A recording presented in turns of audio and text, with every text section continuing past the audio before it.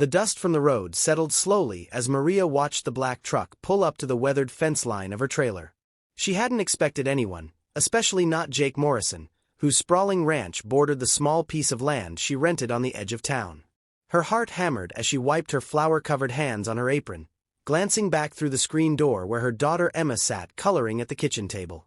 Jake stepped out of his truck, his boots hitting the gravel with a solid thud. He was tall, broad-shouldered, with a kind of quiet presence that made people pay attention without him having to demand it. Maria had seen him around town, always polite, always keeping to himself since his wife had passed 3 years ago. They'd exchanged pleasantries at the feed store, nothing more. "Mrs. Chen," he said, tipping his hat slightly as he approached. "Hope I'm not disturbing you." "Not at all," Maria replied, stepping onto the small porch. "Is everything all right?" He seemed to consider his words carefully. "I wanted to talk to you about the Henderson place. I'm looking to buy it, and I know you're renting here. Wanted to give you fair warning before anything changes hands." Maria's stomach dropped. The Henderson place was this trailer and the 2 acres it sat on. It wasn't much, but it was home, and more importantly, it was affordable on her waitressing wages. "I see," she managed, her voice steadier than she felt. Jake studied her face, and she saw something shift in his expression. "I'm not looking to displace anyone," he said quietly. "Just wanted to have an honest conversation about it." Before she could respond, Emma burst through the screen door, her crayon drawing clutched in her small hand. "Mama, look what I made!" She stopped short when she saw Jake, suddenly shy, pressing against Maria's leg. "That's beautiful, sweetie," Maria said, smoothing her daughter's dark hair. "Why don't you go finish inside? I'll be there in a minute." As Emma retreated, Maria caught Jake watching them with an expression she couldn't quite read. Sadness, maybe. Or recognition of something familiar and lost. "She's about 5, he asked. "Just turned 6 last month." Maria hesitated, then added, "It's just the 2 of us." Jake nodded slowly, and an uncomfortable silence stretched between them. Finally, he said, "Well, like I said, nothing's decided yet. I'll let you know if anything changes." He turned to leave, then paused. "You take care, Mrs. Chen." "Maria," she said. "Just Maria." He looked back at her, and for a moment, something passed between them, an understanding, perhaps, of what it meant to carry weight alone. "Jake," he replied, and then he was gone. That night, Maria couldn't sleep. The letter had arrived that afternoon, after Jake left. Her ex-husband's lawyer, demanding she appear in court in 2 weeks for a custody hearing. Richard had remarried, to a woman with money and connections, and suddenly he wanted to be a father again. The same man who'd walked out when Emma was 6 months old, who hadn't paid child support in 4 years, who'd never sent so much as a birthday card. But now he had stability to offer. A big house, a 2-parent home, private schools. What did Maria have? A rented trailer, a waitressing job, and love that apparently didn't count for much in a courtroom. She pulled out the case file her pro bono lawyer had given her. One line kept jumping out at her: "Courts favor stable, 2-parent households when determining the best interests of the child." Maria pressed her palms against her eyes, willing herself not to cry. Emma was everything. The thought of losing her, even partially, felt like having her heart ripped from her chest. She'd fight with everything she had, but everything she had didn't feel like enough. The next 2 weeks passed in a blur of worry. Maria picked up extra shifts, squirreling away every penny for legal fees. She saw Jake a few times in town, and each time he'd nod politely, and each time she'd wonder if she'd still be here the next time she saw him. The day before the hearing, Maria was at the grocery store when she overheard 2 women talking in the next aisle. "Did you hear about Susan's custody case? Lost primary to her ex because she couldn't prove stability. Real shame. Well, he had remarried. Courts like that, you know. Traditional family structure and all." Maria abandoned her half-full cart and walked out, her hands shaking. That night, she couldn't eat, couldn't sleep. At 2 in the morning, she found herself sitting on the porch steps, staring at the stars and praying to whoever might be listening. She didn't hear Jake's truck until it was almost at her fence. He cut the engine and sat there for a moment before getting out. He was in jeans and a plain t-shirt. His hair must like he'd been running his hands through it. "Saw your lights on," he said, approaching slowly. "Everything okay?" Maria laughed, a brittle sound. "No, actually. Nothing's okay." The words tumbled out before she could stop them, exhaustion and fear overriding every self-protective instinct. She told him about Richard, about the custody hearing tomorrow, about the lawyer's quiet pessimism when she'd met with him that afternoon. "They're going to take her from me," she whispered.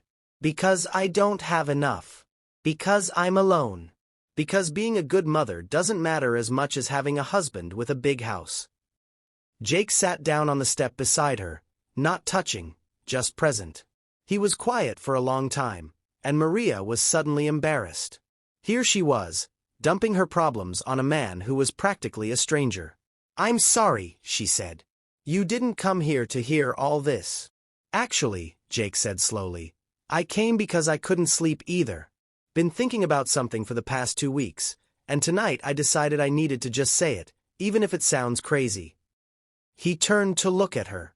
"You need stability to show that judge tomorrow. I need purpose again, I think. Something to make me remember what it's like to have people in this house besides just me and memories." Maria stared at him, not understanding. "I'm saying," Jake continued, his voice steady despite the wildness of what he was proposing, "that if you needed someone to stand beside you tomorrow and tell that judge you're not alone, I'd do it. I'd sign whatever papers, say whatever words. Be your husband, at least on paper, at least for tomorrow." "Jake, that's..." Maria couldn't even finish the sentence. "Insane.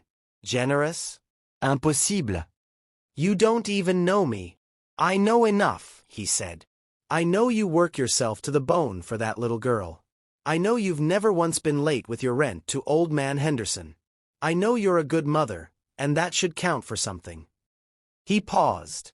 "My wife and I, we wanted kids. Never happened for us. And then she got sick, and that was that. Sometimes I think about the life we should have had, could have had. Maybe this is crazy, but maybe it's also a way for both of us to get something we need." Maria's throat tightened. "The hearing is at 10 tomorrow morning. Then we'd better find a courthouse that opens early." They were married at 8:30 the next morning at the county clerk's office. No flowers, no guests, just 2 people signing their names on official documents and making promises that felt both surreal and somehow right. Jake wore a clean shirt and his best boots. Maria wore the only dress she owned that wasn't a uniform. At 10 o'clock, they walked into family court together. Richard's eyes widened when he saw Jake beside her, Maria's hand tucked into the crook of his arm.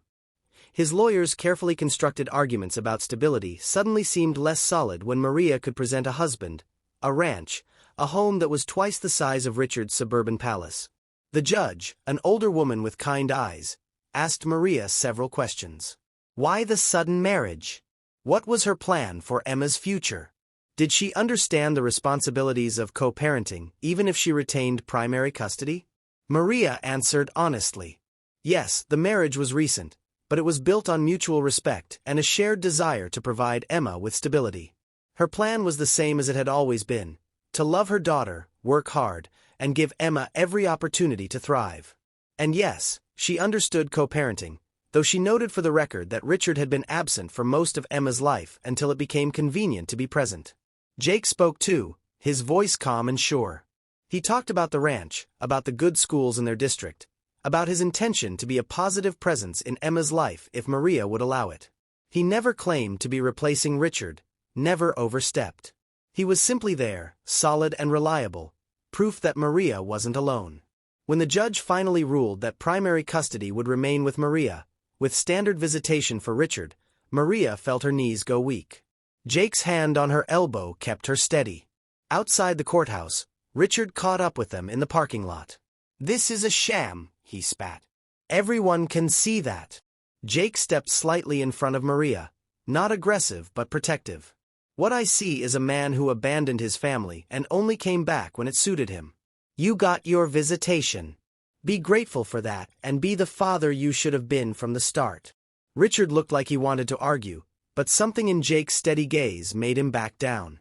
He stalked away without another word. In the truck, Maria finally let the tears come. Relief, gratitude, and a bone-deep exhaustion all mixed together. "Thank you," she whispered. "I can never repay you for what you did today." Jake was quiet as he drove, his hands steady on the wheel. Finally, he said, "This started as an arrangement, I know. One night, you said. Just for the hearing. And if that's all you need, I understand. We can get it annulled, no questions asked." Maria looked at him, this man who'd appeared in her life like an answer to a prayer she'd been too afraid to voice. "And if I said I wanted to see where this goes? If I said maybe we both deserve a chance at the life we thought we'd lost?" A slow smile spread across Jake's face, the first real smile she'd seen from him. "Then I'd say let's go home and tell Emma she's going to get to see the horses." They picked Emma up from the neighbor's house, and Maria watched as her daughter's eyes lit up at the sight of Jake's ranch, the wide open spaces, the barn with its sweet hay smell, the patient mare in the paddock. Emma was shy at first, but Jake crouched down to her level and asked if she'd like to help him feed the chickens. "Can I, Mama?" Emma asked, and Maria nodded, her heart full. As she watched Jake lift Emma up to toss grain to the pecking hens, Maria thought about the strange turns life could take. She'd whispered a desperate plea to a man riding by, never expecting him to hear it, let alone answer it in a way that would change everything. It wouldn't be easy. They had a lot to learn about each other, a lot to figure out. But standing there in the golden afternoon light, watching her daughter giggle as chickens pecked at the ground around her feet, Maria felt something she hadn't felt in years. Hope. Real, solid, believable hope. Jake looked over at her and smiled, and Maria smiled back. Maybe this had started as an arrangement, a solution to an impossible problem.